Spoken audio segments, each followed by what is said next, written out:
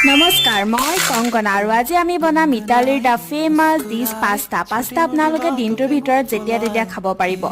লাঞ্চৰ কাৰণে খালে চচটো মানে চচপেনটোৰ কথা কোৱা নাই আকৌ গ্ৰেভিটোৰ কথাই কৈছোঁ ঠিককৈ বনাব আৰু ডিনাৰত খালে লাইটকৈ আৰু ব্ৰেকফাষ্টত খাবৰ কাৰণে মই বনোৱাৰ দৰে বনাই গ'লেই হ'ল আৰু ৱেইট ব্ৰেকফাষ্টটো কিন্তু হেল্ডি কৰি তুলিবৰ বাবে আপোনালোকে ভিন্ন ধৰণৰ পাচলিও ব্যৱহাৰ কৰিব পাৰিব যেনে বন্ধাকবি কেপচিকাম গাজৰ আৰু মই অতিকৈ বেয়া পোৱা গোমধান মানে কৰ্ণ আকৌ পিছে মই বেছি পাচলি ইউজ কৰা নাই কাৰণ মই বনাই আছোঁ আমাৰ মাৰ প্ৰিয় পুতি সৰুগৰাকী জিৰ টিফিনত দিবৰ বাবে আমাৰ আকৌ তেখেতৰ ঢেৰ নক্সা ভাল পাচলিবোৰ তাই হজমেই নহয় কথা পাতোতে মোৰ বনাই হ'বলেই হ'ল আৰু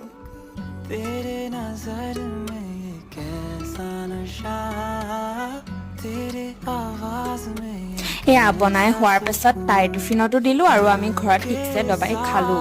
আৰু বাকীবোৰ ফটো আমি নেক্সট ব্লগত আৰু আজিলৈ আহোঁ বাই